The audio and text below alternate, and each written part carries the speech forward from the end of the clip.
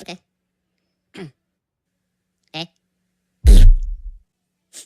Oh, taramino, porakino, toka. How do organisms learn? Organisms learn through associational learning. It involves classical conditioning, operant conditioning, and behavioral learning. Focusing more on classical conditioning, when you say classical conditioning, it is a form of associative learning which involves the two events are related or linked. For example, Maria enters school for the first time and gets terrified at the sight of a math stern teacher. During classes of her math subject, whenever she sees her teacher, she gets terrified and develops fear of math. In relation to classical conditioning, before conditioning, mathematics elicits no strong emotional response. The unconditioned stimulus elicits negative reaction. During conditioning, mathematics is paired repeatedly with unconditioned stimulus, and after conditioning, mathematics has become unconditioned stimulus associated with negative reaction. Features of classical conditioning. First, stimulus generalization is the tendency of a new stimulus that is similar to the original conditioned stimulus to elicit a response that is similar to the conditioned response.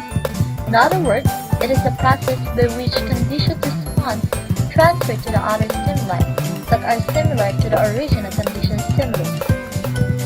We can use our previous example, like Maria enters school for the first time and gets terrified at the sight of the math stern teacher.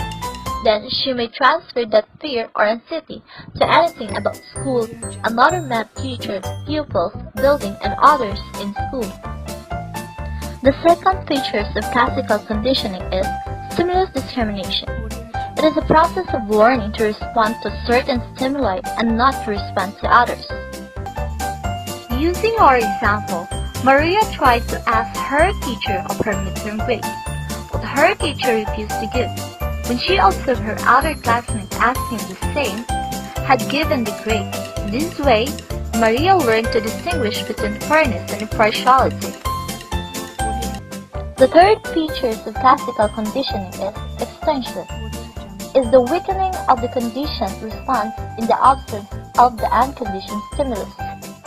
Fourth features of classical conditioning is spontaneous recovery. Is the process in classical conditioning by which a conditioned response can recur after a time delay without further conditioning.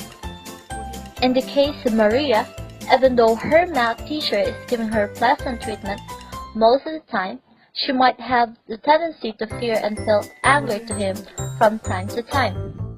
In connection with the example previously, Maria has a fear of her math teacher because he biased her in her class.